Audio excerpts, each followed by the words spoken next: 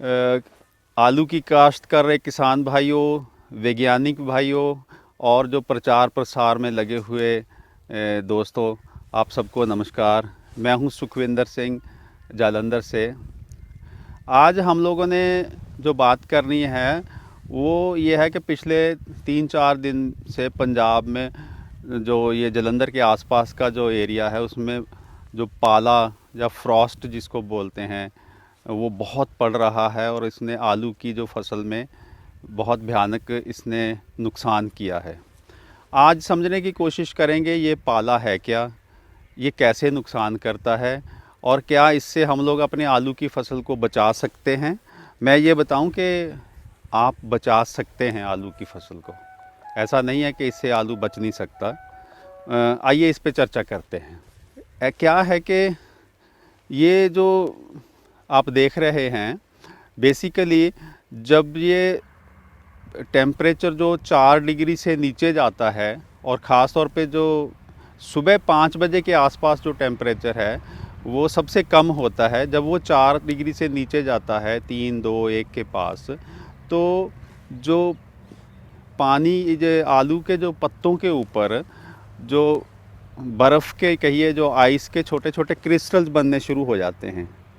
तो उससे क्या होता है कि जो पत्ते के अंदर भी जो सेल वॉल्स के अंदर या इंटरसेलुलर स्पेस है उसके अंदर भी जो पानी नुमा चीज़ है वो भी जम जाती है और जो तीखे जो नोकीले जो कहिए क्रिस्टल्स बन जाते हैं। जब वो क्रिस्टल्स बन जाते हैं लो टेम्परेचर की वजह से, ख़ास तौर पे जब सुबह 5 बजे के आसपास टेम्परेचर कम होता है, तो वो जो सेल वॉल को रप्चर कर देते हैं, जो सेल वॉल को पंक्चर कर देते हैं। या ऐसे समझिए, मान लीजिए कोई दीवार बनी हुई है, वो दीवार ईंटों सी की बजाय जो पॉलीथीन के लिफाफों की दीवार बनी हुई है और हर पॉलीथीन के लिफाफे में पानी भरा हुआ है। और अगर उस दीवार के जो पॉलीथीन के लिफाफे हैं उनका टेम्परेचर कम करते जाएं और टेम्परेचर 1-2 डिग्री के आसपास पहुंच जाए, या 1 डिग्री या ज़ीरो हो जाए, जिसमें कि बर्फ़ बन जाए उसकी। जब बर्फ़ बनेगी, उसकी आइस बनेगी, तो जो उसका वॉल्यूम है, जो उसने जगह घेरनी है, वो लगभग 10% के करीब बढ़ जाएगा। तो वो जो लिफाफे टाइप चीज़ है वो फट जाएंगे। जब फटने का मतलब ये हो गया कि आपकी दीवार चकनाचूर हो जाएगी, टूट जाएगी। कुछ इसी तरह से ही ये जो पौधों की दुनिया है, अब आज हम आलू की बात कर रहे हैं, तो इसमें भी इसी तरह से जो सेल हैं, इसके सेल के जो अंदर पानी है वो जम जाता है। वो जमने के बाद उसका वॉल्यूम बढ़ जाता है, उसका जगह ज़्यादा चाहिए उसको। तो इस तरह से जो सेल की वॉल है, दीवार है, वो फट जाती है और फटने के बाद ये जो पत्ते हैं काले से हो जाएंगे और जो ये मर जाता है एक तरह से कि ये पत्ता। तो इस तरह से जब पत्ते ही ख़त्म हो जाएंगे तो समझिए आलू की फसल ख़त्म होगी। अब ये सवाल पैदा ये होता है कि क्या किसान इससे बच सकता है इस नुकसान से, क्योंकि ये बहुत भारी नुकसान है। जो कोशिशें की जाती हैं फसल को बचाने के लिए, उसमें मैं पहले बताऊं कि आम तौर पे ये कहा जाता है कि भाई पानी लगा दो फसल को,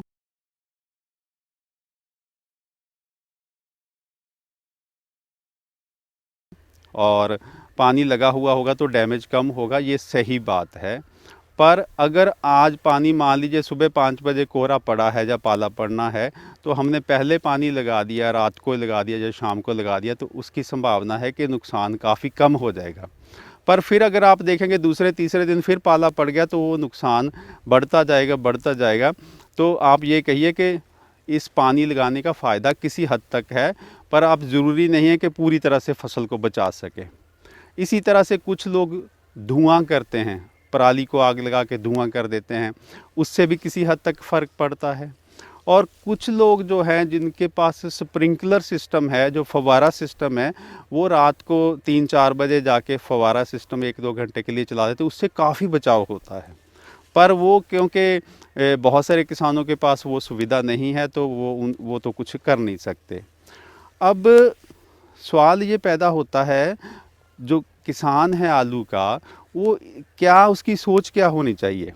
अब मैं आपको बता दूं, आप ये मेरे पीछे फसल देख रहे हैं, ये इसके पत्ते तो कटने थे अभी और 15 दिन बाद।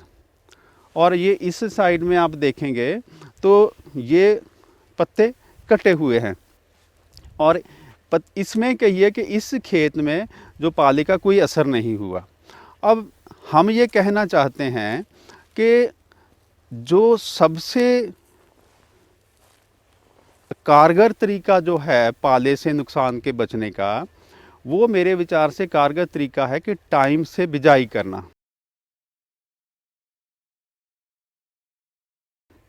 जिस जिस आलू की बिजाई 10 से 15 अक्टूबर के आसपास की हुई है, तो आमतौर पे जो पाला है ये दिसंबर के एंड की तरफ या जनवरी के शुरू में पड़ता है। अब जो बीज की फसल है, जिस इसके तो पत्ते ही लोग 31 दिसंबर तक काट देते हैं, और तब तक मान लीजिए पाला 25 दिसंबर को भी पड़ गया, तब तक भी जो बीज का साइज़ है वो ठीक ठाक बन चुका होगा और आराम से आपकी फसल बच जाएगी और आपका नुकसान बहुत कम होगा। और अगर मान लीजिए 10-15 अक्टूबर के आसपास की बिजाई है, वो राशन की फसल है, तो भी आप जो दिसंबर एंड तक जाते जाते जब तक पाला पड़ने की संभावना है, तब भी उसका साइज़ ठीक ठाक हो जाएगा, मार्केट में भेजा जा सकता है। अब सबसे ज़्यादा नुकसान किनका होता है? सबसे ज़्यादा नुकसान होता है जिनकी जो बिजाई है वो लेट होती है। लेट का मतलब हो गया 10 नवंबर के आसपास, 15 नवंबर के आसपास। मैं ये सारी बात कर रहा हूँ पंजाब, हरियाणा और पश्चिमी उत्तर प्रदेश के हिसाब से। जो दूसरी जगह है उनके बारे में मुझे ज़्यादा पता नहीं है। अब क्या है कि जब लेट बिजाई होगी, तो जब तक आपका पाले का समय आएगा, उस समय तक आपका आलू जो बना ही गोली होगा, वो ना तो बीज में इस्तेमाल किया जा सकता है, ना खाने में इस्तेमाल किया जा सकता, तो वहाँ पे टोटल नुकसान होगा। तो इसलिए जो सबसे जो कारगर तरीका मुझे लगता वो ये है कि हमेशा याद रखें कि आलू में जो पाले का नुकसान हो सकता है और उससे बचने के लिए टाइम पे बिजाई करें।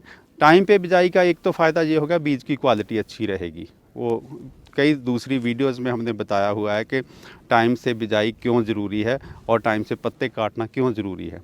दूसरी बात ये होगी कि पाले से भी बचाव रहेगा, क्योंकि पाला लेट आमतौर पे पड़ता है। तो ये एक सबसे कारगर तरीका है टाइम से बिजाई वाला।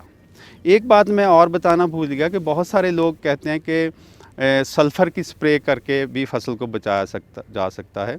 आज ही मेरे साथी वैज्ञानिकों से बात हुई और दूसरे किसानों से भी बात हुई और कुछ तजर्बे भी पिछले समय में हुए थे। तो जो सल्फ़र की जो स्प्रे है, सल्फ़र की स्प्रे आपकी फसल को किसी हद तक फ़ायदा दे सकती है, किसी हद तक बचा सकती है। अगर पाला कई दिनों तक पड़ा और बहुत ज़्यादा पाला पड़ता है, तो सल्फ़र भी बचा नहीं सकती, पर किसी हद तक हाँ उसका फ़ायदा है। पर ऐसा नहीं कह सकते कि अगर आपने सल्फ़र की स्प्रे कर दी तो आपकी फसल पूरी तरह से बच जाएगी। दूसरा जो फसल बचाने का या कम नुकसान का एक और तरीका कहिए या एक और कारण हो सकता है, वो ये हो सकता है कि आपकी जो फसल है, जिस फसल में सही से आपकी न्यूट्रिशन है, जैसे जो खादें हैं, नाइट्रोजन है, फास्फोरस और पोटाश ख़ास तौर पे, जिसमें सही मात्रा में पड़ी हुई है ये सारी चीज़ें, और फसल तंदुरुस्त है, उसमें भी नुकसान दूसरी फसल के मुकाबले जिसमें कि ये खादें प्रॉपर नहीं पड़ी, उसके मुकाबले में नुकसान कम होता है। इसका मतलब ये है कि फसल अच्छी तंदुरुस्त हो, जिसमें पूरी एक सही मात्रा में जो भी सिफारिश की हुई है खाद पानी दिया हो। एक और भी बहुत सारे किसानों से बात आज हुई है कि जिन खेतों में अर्ली जनरेशन बीज लगा है, मतलब हाई क्वालिटी का बीज लगा है, जैसे कि G0 लगा है, G1 लगा है, G2 लगा है, उनमें नुकसान कम हुआ है। उसके मुकाबले में यहाँ पे वो बीज है जो बहुत पुराना है, जिसमें बहुत सारी बीमारियाँ हैं, तो उसके मुकाबले में जिसमें बीज की क्वालिटी अच्छी है, वहाँ भी नुकसान बहुत कम पाया गया है। तो इसको भी तंदुरुस्ती से जोड़ सकते हैं कि बीज अच्छा है तो इसका मतलब है कि फसल तंदुरुस्त है और उस पौधे में जो पाले से लड़ने की भी क्षमता ज़्यादा है, ऐसा जो प्रैक्टिकली देखा गया है।